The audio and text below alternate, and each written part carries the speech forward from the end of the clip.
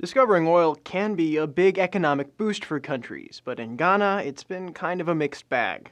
Among other things, it's raised the stakes of a border dispute at sea between Ghana and neighboring Ivory Coast. On Saturday, an international tribunal announced while Ghana wouldn't be allowed to carry out further oil exploration in the contested area, it would be allowed to continue producing oil there. And for Ghana, that's an important win.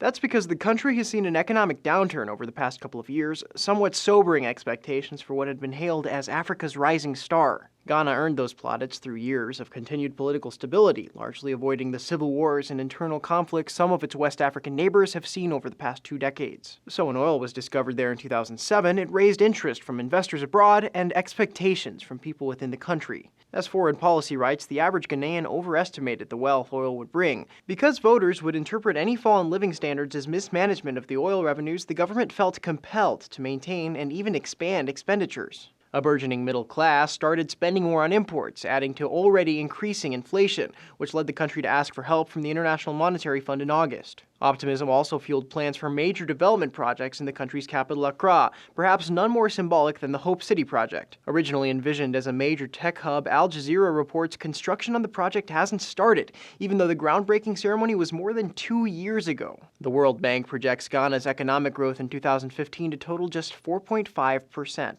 down from 8.8% in 2012. The IMF approved a $918 million bailout for the country earlier this month. For Newsy, I'm Sebastián Martínez.